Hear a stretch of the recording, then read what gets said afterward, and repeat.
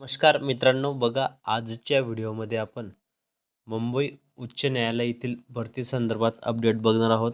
मुंबई उच्च न्यायालयामध्ये बघा 2300 प्लसचे तुमच्या जागा आहेत. तर एवढ्या जागा निघालेल्या आहेत. संपूर्ण माहिती आपण या व्हिडिओमध्ये बघणार आहोत. तुमचा अभ्यासक्रम कसा असणार आहे, तुमची निवड पद्धती कशी असणार आहे, खुल्या प्रवर्गासाठी, तसेच मुंबई, नागपूर आणि औरंगाबाद अशी खंडपीठे आहेत.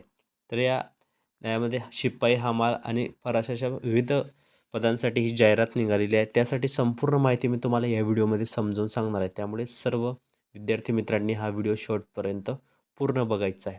चॅनलवर नवीन असल्यास चॅनलला लाईक करा, शेअर करा. नवीन असल्यास पटकन सबस्क्राईब करायला मात्र विसरू नका. बघा नवीन अपडेट आहे, लेटेस्ट अपडेट आहे. मुंबई उच्च न्यायालय, मुंबई मुख्यालय, मुंबई तसेच नागपूर व औरंगाबाद खंडपीठांच्या आस्थापनेवर शिपाई, हमाल, फराश या पदाकरिता निवड यादी व प्रतीक्षा यादी 2 वर्षाकरता तयार करण्यासाठी जाहिरात प्रसिद्धीच्या दिनांकास पात्रतेचे निकष व आवश्यक अटी पूर्ण करणाऱ्या उमेदवारांकडून ऑनलाईन पद्धतीने अर्ज मागवण्यात येत आहेत. बघा, तर तुमची आज 11 तारीख आहे मित्रांनो.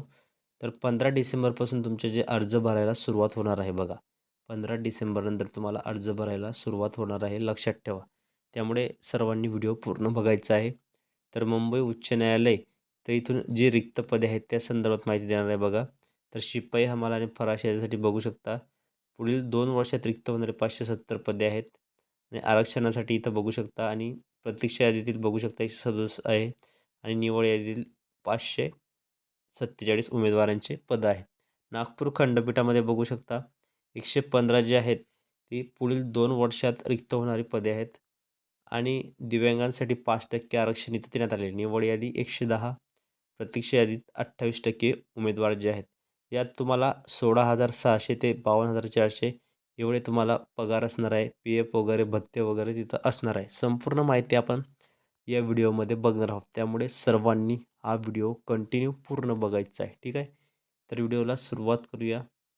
दिव्यांगांसाठी राखीव असलेली पदे मुंबई उच्च न्यायालयाने मार्गदर्शक तत्त्वे तयार केल्यानंतर निकट भविष्यात भरवण्यात येतील. बघा पात्रता इथं तुम्ही बघू शकता. खुल्या प्रवर्गासाठी 18 ते 38 वर्षापर्यंत तुम्हाला फॉर्म तिथं भरता येणार आहेत. बघा तसेच पुढे बघू शकता प्रवर्ग इथं किमान वयोमर्यादा आणि कमाल इथं वयोमर्यादा किती असणार आहे.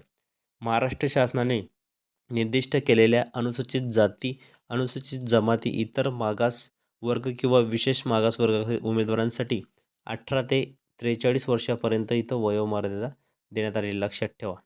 तसेच विविध जे मार्गाने आहेत, विविध मार्गाने अर्ज करणाऱ्या न्यायालयीन कर्मचारी, शासकीय कर्मचाऱ्यांसाठी 18 ते इथं 18 वर्षे तुम्ही इथं बघू शकता कंटिन्यू लागून नाही. बघा पात्रतेच्या इथं अटी पण तुम्ही बघू शकता. पात्रतेच्या काय अटी असणार आहे.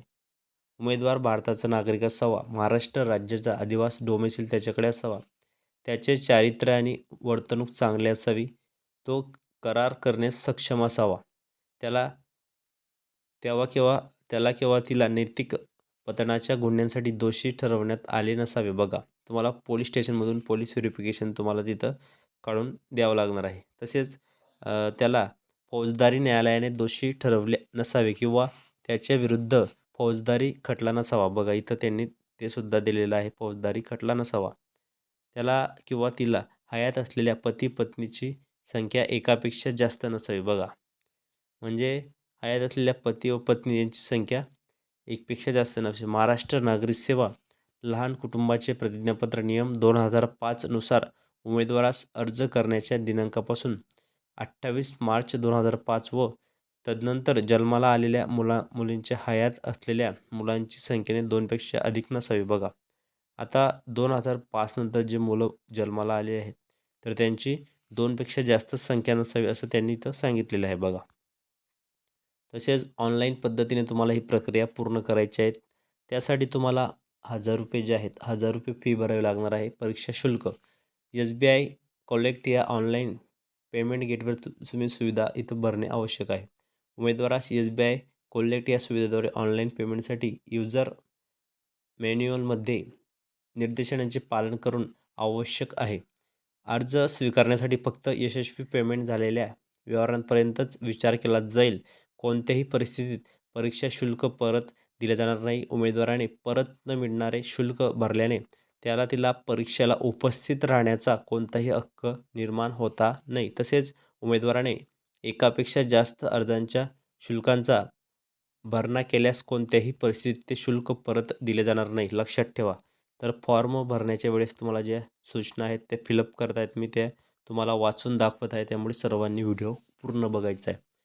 SBI कलेक्ट सुविधेद्वारे तयार केलेले नियम, अटी व शर्तींची कोणतीही जबाबदारी मुंबई उच्च न्यायालय प्रशासनाची राहणार नाही. ऑनलाईन पेमेंट करताना काही तांत्रिक बिघाड झाल्यास त्याची सर्व जबाबदारी उमेदवाराची राहील. याबाबत कोणतीही स्वरूपाची चौकशी, दाव्याची दखल घेतली जाणार नाही बघा. तर त्यांनी स्पष्ट सांगितलेले आहे, जर तुम्ही ऑनलाईन पेमेंट करत असाल, तिथं तांत्रिक प्रॉब्लेम आले, काय आले, तर तुमचे पैसे येईल तर आम्ही जिम्मेदार राहणार नाही, असं त्यांनी सांगितलेलं आहे. सदर अर्ज जो आहे तो http://bombay-high-court.in या संकेतस्थळावर तुम्हाला भरायचा आहे. काटेकोरपणे तुम्हाला तिथं माहिती वाचून अर्ज भरायचा आहे. उमेदवारांनी ऑनलाईन अर्ज शक्यतो वेब ब्राउझरच्या माध्यमातून संगणकावर भरावा. प्रस्तुत परीक्षेसाठी अर्ज फक्त ऑनलाईन पद्धतीने स्वीकारण्यात येतील. इतर कोणत्याही प्रकारे अर्ज स्वीकारण्यात येणार नाही बघा. तर काही असतात ते मोबाईलवर भरतात, परंतु त्यांनी जो तुमचं कॉम्प्युटर आहे नेटवर तुम्ही जाऊन तिथं भरू शकता. जेवढी कमी फी लागेल, परंतु नंतर जर काही चूक झाली तर तुमचे पैसे पण जातील आणि तुम्हाला परीक्षेला पण बसता येणार नाही, लक्षात ठेवा. आणि ही भरती एकाच वेळेस येते, पुन्हा येत नाही मित्रांनो. खूप तुम्हाला चान्सेस आहेत या भरतीमध्ये होण्याचे. तर याचा लेखी प्रकार कसा असणार आहे ते पण आपण बघणार आहोत बघा. लेखी परीक्षा निवड प्रक्रिया. पात्र उमेदवारांना खालील निवड प्रक्रियेस सामोरे जावे लागेल. लेखी परीक्षा तुमची 30 गुणांची असणार आहे. चाचणीसाठी प्रश्नपत्रिकेमध्ये वस्तुनिष्ठ नानाविध निवडणीचे प्रश्न तुम्हाला असणार आहे. ऑब्जेक्टिव्ह 30 गुणांची, शारीरिक क्षमता आणि विशेष अर्हता 10 गुणांची, 30 + 10 40 आणि मुलाखत 10 गुणांची, म्हणजे टोटल 50 मार्कावर तुमचं सिलेक्शन हे जे मुंबई उच्च न्यायालयाच्या भरतीमध्ये होणार आहे, लक्षात ठेवा. मित्रांनो, अतिशय महत्त्वाची माहिती आहे. तर पुढे बघा, लेखी परीक्षेत अनुत्तीर्ण झालेल्या उमेदवारांना शारीरिक क्षमता आणि विशेष अर्हता परीक्षेस बोलवता येणार नाही. वरील सर्व परीक्षा मागचे वेळापत्रक मुंबई उच्च न्यायालयाच्या अधिकृत संकेतस्थळावर वेळोवेळी प्रसिद्ध करण्यात येणार आहेत. ज्या उमेदवारांना मुलाखतीकरता बोलवण्यात येईल त्यांनी खालील कागदपत्रांच्या प्रमाणित केलेल्या छायांकित प्रती व मूळ कागदपत्रांसह मुलाखतीच्या वेळी सोबत आणाव्यात बघा. तर जन्मतारखेच्या पुरावासोबत दाखला, शाळा सोडल्याचे SSC बोर्डचे प्रमाणपत्र. तर तुम्हाला एवढे डॉक्युमेंट तुम्हाला मुलाखतीच्या वेळेस तुम्हाला तिथे घेऊन जायचे आहे. तर बघा, संपूर्ण जी माहिती आहे तुम्हाला या व्हिडिओमध्ये देणार आहे, त्यामुळे सर्वांनी व्हिडिओ पूर्ण बघायचा आहे. कंटिन्यू पूर्ण बघायचं आहे. व्हिडिओला थोडा बी अनस्किप करू नका. उमेदवारास मराठी भाषा बोलता, वाचता आणि लिहिता येणे आवश्यक आहे.